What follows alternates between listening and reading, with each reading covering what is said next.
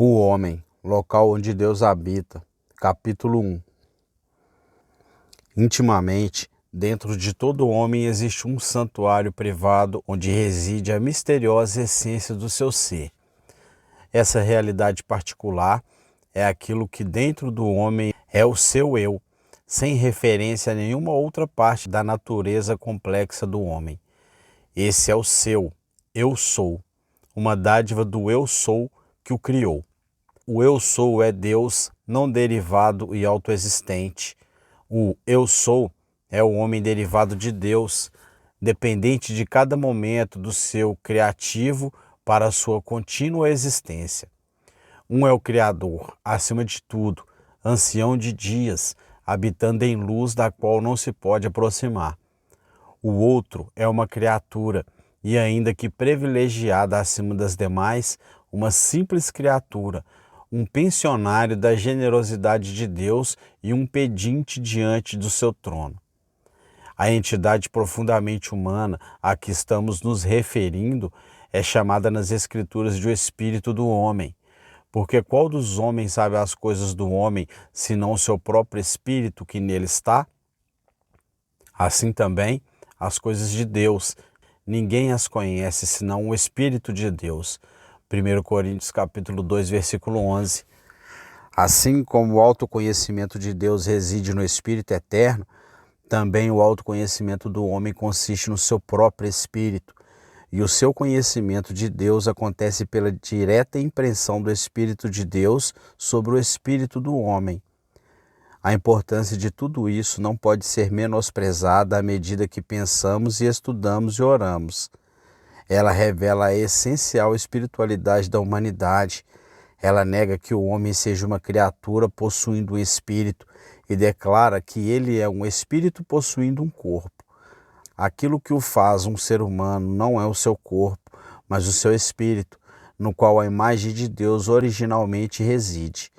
Uma das declarações mais emancipadoras do Novo Testamento é esta: os verdadeiros adoradores adorarão o Pai em espírito e em verdade, porque são estes que o Pai procura para os seus adoradores. Deus é espírito e importa que os seus adoradores o adorem em espírito e em verdade. João capítulo 4, versículo 23 e 24. Aqui a natureza do culto é demonstrada sendo integralmente espiritual. A verdadeira religião é removida de dieta e dias, de vestimentas e cerimônias, e situada onde ela pertence, na união do espírito dos homens com o Espírito de Deus. Do ângulo do homem, a perda mais trágica sofrida na queda foi a desocupação do seu santuário interno pelo Espírito de Deus. Nesse particular centro, escondido no ser do homem, encontra-se um arbusto sobre medida para servir como local da habitação do Deus Trino. Nele, Deus planejou repousar e resplandecer com privilégios morais e espirituais, e ali ele deve habitar exclusivamente nesse momento, pois esse lugar é tão inteiramente privado que nenhuma criatura pode ser intrusa, ninguém pode entrar, a não ser Cristo, e ele entrará somente mediante o convite da fé. Eis que estou à porta e bato. Se alguém ouvir a minha voz e abrir a porta, entrarei em sua casa e cearei com ele e ele comigo. Apocalipse capítulo 3, versículo 20. Pela misteriosa operação do Espírito no novo nascimento, aquilo que foi chamado por Pedro de natureza divina penetra profundamente no ponto central do coração do crente e estabelece residência ali. Se alguém não tem o Espírito de Cristo, esse tal não é dele, pois o próprio Espírito testifica com o nosso espírito que somos filhos de Deus. Romanos capítulo 8, versículo do 9 ao 16. Somente tal pessoa é um verdadeiro cristão, e somente assim, batismo, confirmação, recebimento dos sacramentos, ser membro da igreja, tudo isso nada significa, a não ser que os supremos atos de Deus em regeneração também tenham o seu efeito. Externalizações religiosas podem talvez possuir um significado para a alma habitada por Deus. Para muitos outros, elas não são somente inúteis, mas também pode se tornar armadilhas, iludindo-os com um falso e perigoso senso de segurança. Guarda o coração, porque dele procedem as fontes da vida. Provérbios capítulo 4, versículo 23. É mais do que um sábio provérbio, é uma incumbência solene imposta a nós por aquele que mais se preocupa conosco. Em respeito a isso, devemos prestar a mais cuidadosa atenção, pois, do contrário, deixaremos a qualquer momento que isso se perca. Capítulo 2. O chamado de Cristo. Ser chamado por Cristo é uma grande honra, maior ainda que qualquer honra que os homens possam conceder uns aos outros. Fossem todas as nações da terra unidas em uma só federação, chamando-se um homem para encabeçar essa federação, tal homem seria honrado acima de outros homens que já viveram. Entretanto, o mais humilde dos homens que atenta para o chamado de seguir Cristo possui uma honra muito superior àquele, pois as nações da terra podem conceder a honra que elas possuem, mas a honra de Cristo é superior a todas elas. Deus deu a ele um nome que é acima de todo nome. Por ser isso verdade e conhecido das inteligências celestiais, os métodos que usamos para persuadir os homens a seguir a Cristo devem ser para eles extremamente incoerentes, se não completamente errados. Cristãos evangélicos geralmente oferecem Cristo à humanidade como um elixir para curar as suas enfermidades, um caminho para escapar dos seus problemas, um meio rápido e fácil de alcançar os seus objetivos pessoais. Eles usam as palavras certas, porém a ênfase é equivocada. A mensagem é apresentada de maneira que deixa o ouvinte com a impressão de que ele deve desistir de muito para receber ainda mais. E isso não é bom, ainda que possa ser bem intencionado. O que nós fazemos é precisamente o que um bom vendedor faz quando ele apresenta a excelência do seu produto em comparação com o do seu competidor mais próximo. O consumidor escolhe o melhor entre os dois, e quem não o faria? Contudo, a fraqueza de toda essa técnica de venda é aparente. A ideia do ganho egoísta é presente em toda a transação. Jesus Cristo é um homem vindo para salvar homens. Nele a natureza divina é casada com a nossa natureza humana, e seja onde quer que a natureza humana exista, lá existe matéria crua da qual ele faz seguidores e santos.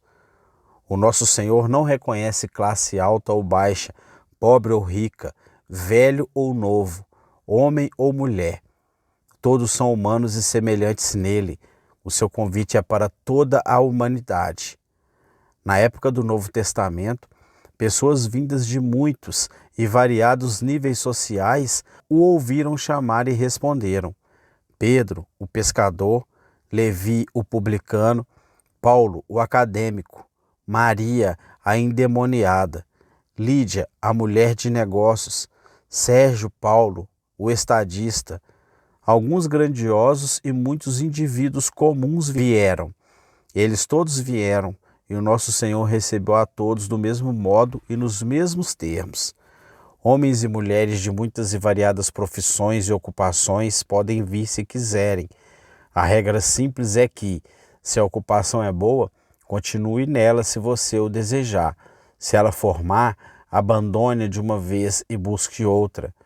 Se o chamado incluir desligamento de todas as ocupações rotineiras para se dedicar em período integral à obra do Evangelho, então não haverá profissão ou ocupação, não importa quão boa e nobre, que deverá nos impedir de obedecer ao chamado.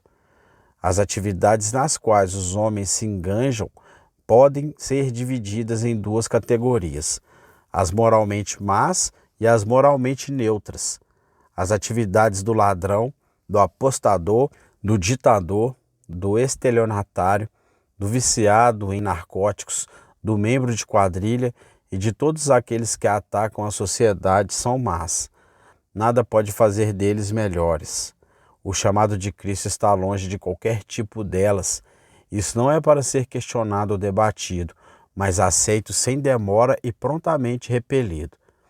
No entanto, a maioria das nossas atividades não é má em si mesma, mais neutra.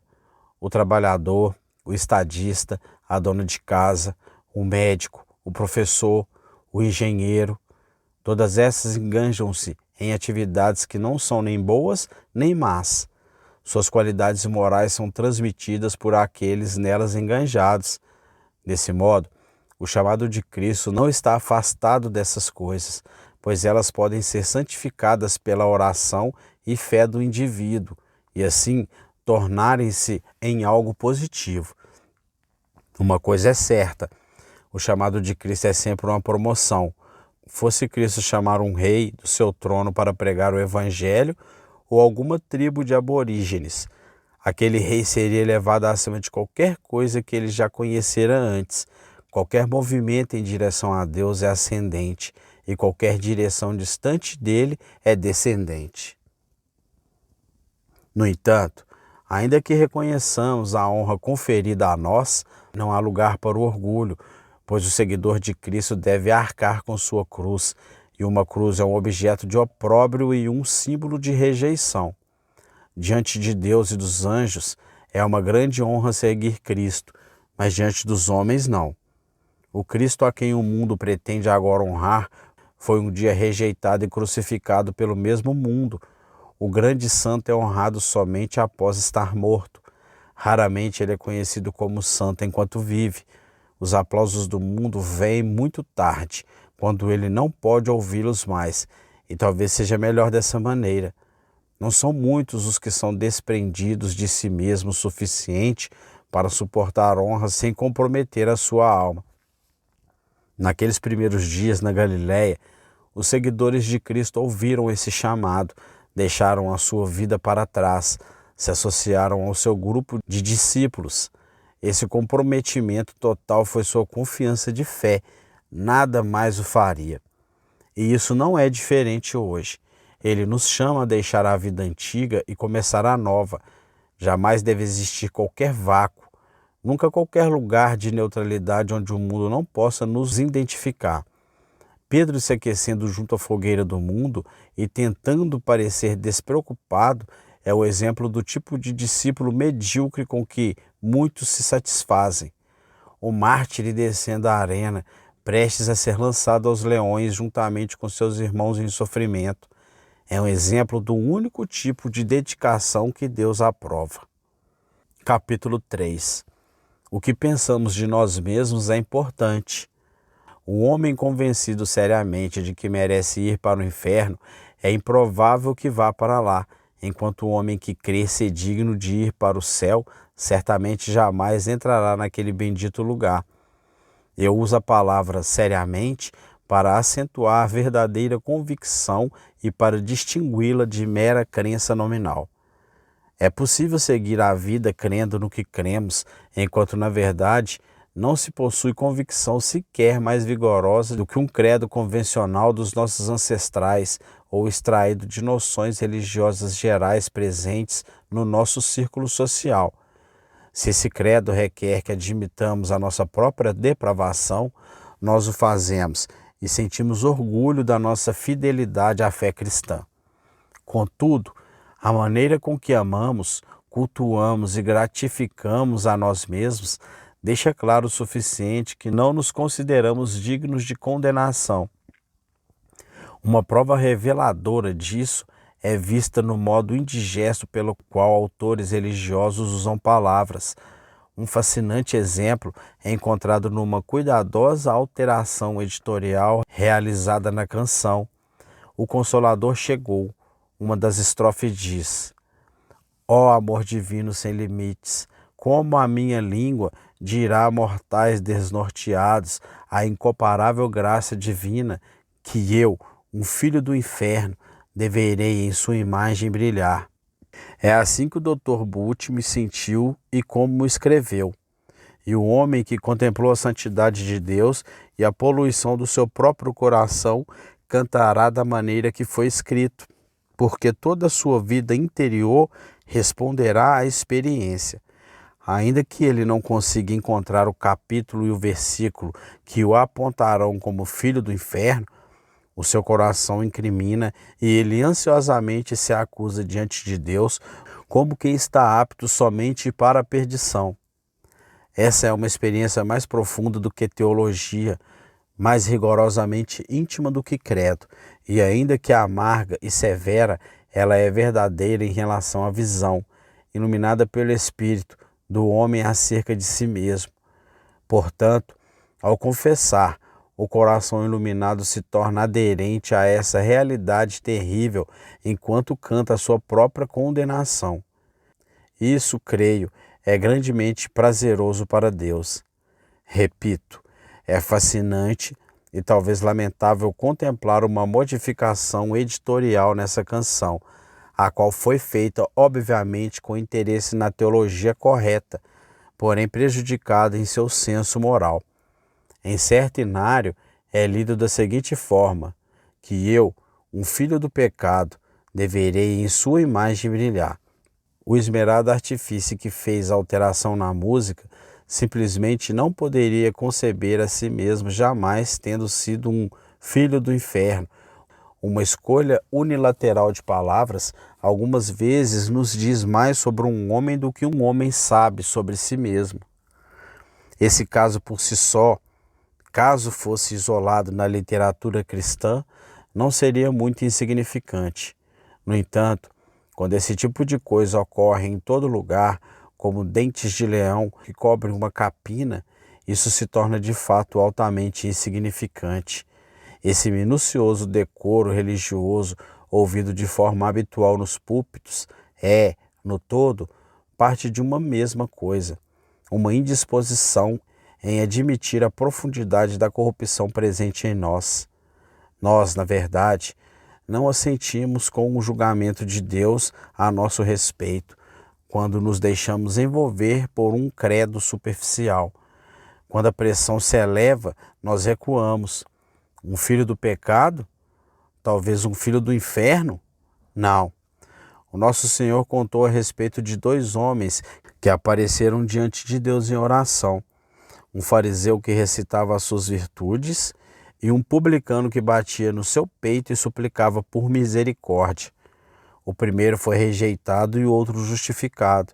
Nós administramos viver com essa história com certo nível de conforto, mantendo-a justamente à distância de um braço e nunca permitindo-lhe tomar posse da nossa consciência. Aqueles dois homens estão mortos há muito tempo e a sua história se tornou um pequeno clássico religioso. Somos diferentes e como algo tão ancestral pode se aplicar a nós?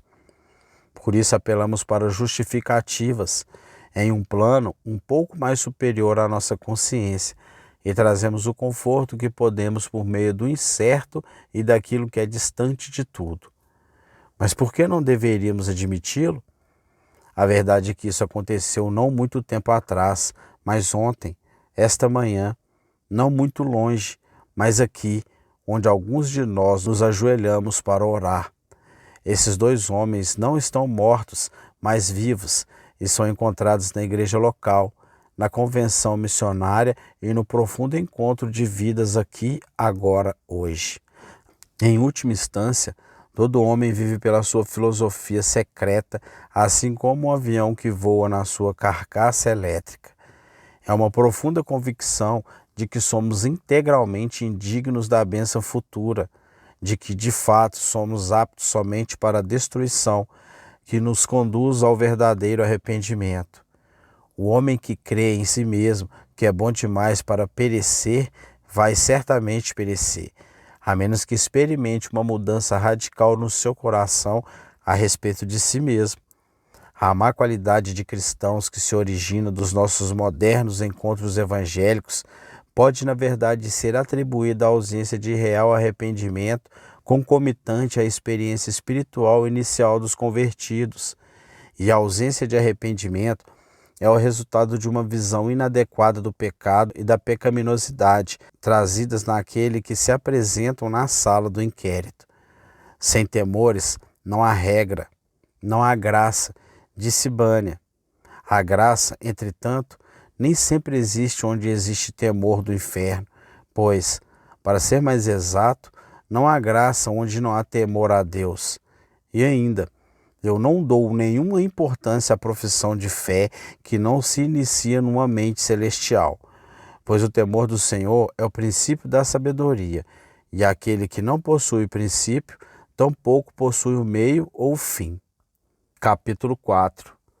O nascido uma vez e o nascido duas vezes. Classificação é, entre todas as tarefas, uma das mais difíceis. Mesmo no âmbito da religião, existem luzes e sombras suficientes com o objetivo de tornar temerário traçar uma fina linha entre homens e homens. Se o mundo religioso fosse composto de categorização feitas por meio de quadrinhos preenchidos de puro preto e puro branco, classificação seria algo fácil, mas infelizmente não é. É um grave erro para nós, evangélicos, assumir que os filhos de Deus estão todos em comunhão e que todos que não estão associados conosco são inimigos de Deus. Os fariseus cometeram esse erro e crucificaram Cristo como consequência.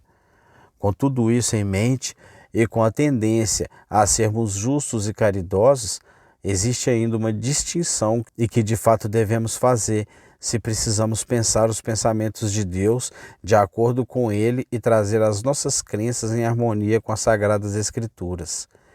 Essa é a distinção que existe entre classe de seres humanos, os nascidos uma vez e os nascidos duas vezes. A existência de tal distinção foi ensinada pelo nosso Senhor com grande clareza verbal, em contextos nos quais exclui-se a possibilidade de que ele estivesse falando de modo meramente figurativo. Se alguém não nascer de novo, não pode ver o reino de Deus, disse ele. João capítulo 3, versículo 3. E o capítulo inteiro no qual essas palavras são encontradas confirma que ele estava falando de modo concreto, literal, indicando suas intenções tão afiada e absolutamente quanto fosse possível transmitir por meio da linguagem.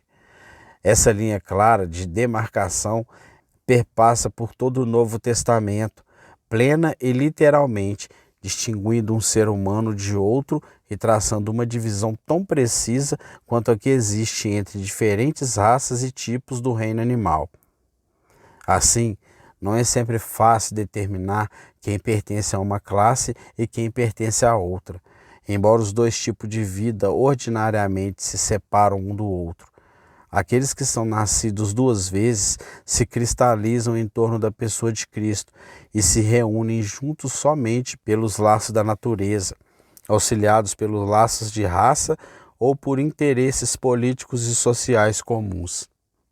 O nosso Senhor alertou os seus discípulos de que eles seriam perseguidos. No mundo passais por aflições. João capítulo 16, versículo 36. Ele disse: e bem-aventurados os perseguidos por causa da justiça, porque deles é o reino dos céus. Bem-aventurados sois quando, por minha causa, vos injuriarem e vos perseguirem, e mentindo, disserem todo o mal contra vós. Mateus capítulo 5, versículo 10 e 11. Essas são apenas duas das muitas passagens alertando sobre a perseguição e registrando a realidade da agressão e ataque sofrido pelos muitos seguidores do Senhor.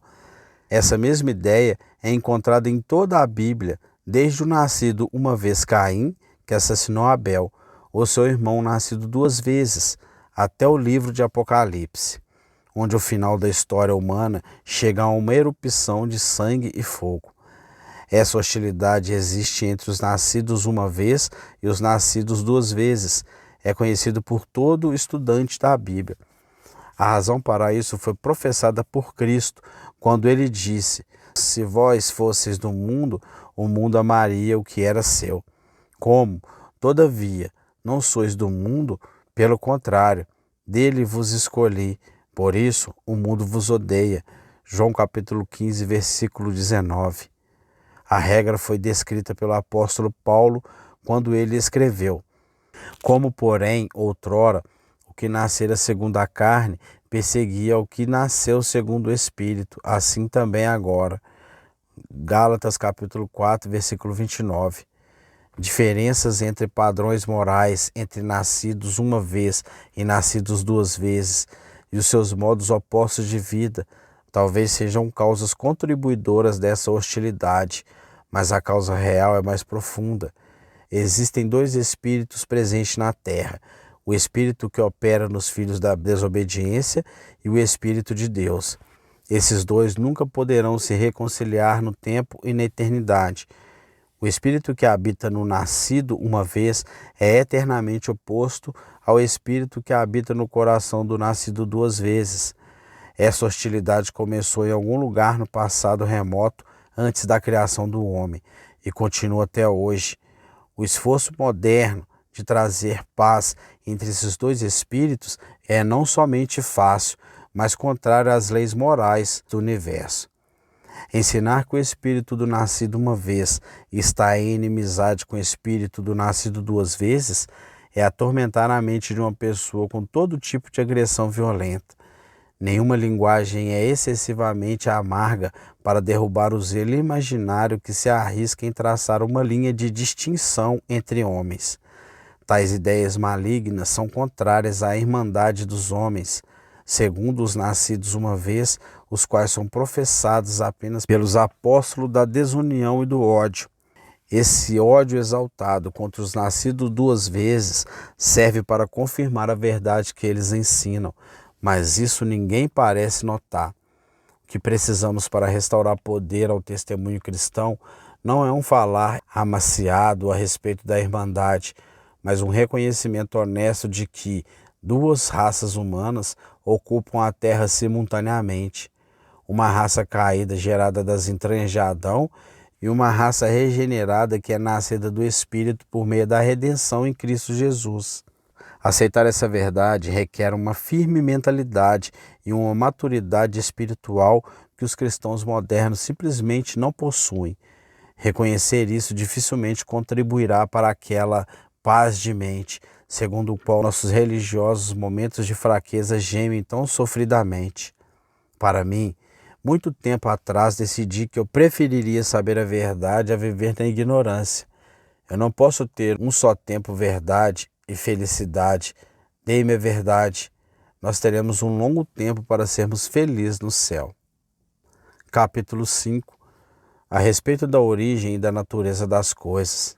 A celebrada oração do grande astrônomo Kepler tem sido usada como bênção por muitos. Ó Deus, eu te agradeço por me permitires pensar os teus pensamentos de acordo contigo. Essa oração é teologicamente sólida, pois ela reconhece a propriedade de Deus no universo. No princípio, Deus é indubitavelmente a expressão mais importante da Bíblia. É em Deus que todas as coisas começam, bem como todos os pensamentos, nas palavras de Agostinho. Pois tu, ó Senhor, que sempre viveste e em que nada se esvai, desde antes que o mundo existisse, e de fato antes que qualquer coisa fosse chamada de antes, tu existes, e é Deus e Senhor de todas as criaturas, e em ti fixadamente habitam as causas de todas as coisas instáveis e as fontes inconstantes de todas as coisas mutáveis, e as eternas razões de todas as coisas racionais e temporais. Qualquer coisa nova que alguém descobre já é ultrapassada, pois não deixa de ser a expressão de um pensamento prévio de Deus. A ideia de coisa antecede a coisa em si, e quando coisas suscitam pensamentos à mente do pensador, estes são antigos pensamentos de Deus, porém imperfeitamente compreendidos. Quando o pensamento de uma verdade entra na mente de qualquer homem, seja ele santo, seja pecador, inevitavelmente esse pensamento é de Deus, pois ele é a origem de todos os pensamentos e coisas verdadeiras. Esse é o porquê de muitas verdades reais serem verbalizadas e escritas por pessoas não cristãs. Se um ateu, por exemplo, afirma que 2 vezes 2 é igual a 4, ele está afirmando uma verdade e pensando os pensamentos de Deus segundo ele, ainda que negue a existência de Deus. Em sua busca por fatos, homens confundiram verdades com verdade. As palavras de Cristo, e conhecereis a verdade, e a verdade vos libertará, foram torcidas do seu contexto e utilizadas para estimular pessoas a buscarem o conhecimento na expectativa de se tornarem livres. João capítulo 8, versículo 32. Por meio do conhecimento.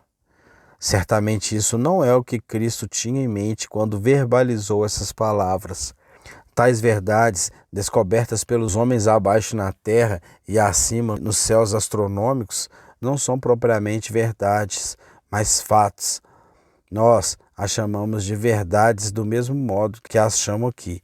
Porém, elas não são nada mais que peças de quebra-cabeça do universo e, quando posicionadas juntas, provém pelo menos uma pista do que a vasta imagem na realidade é.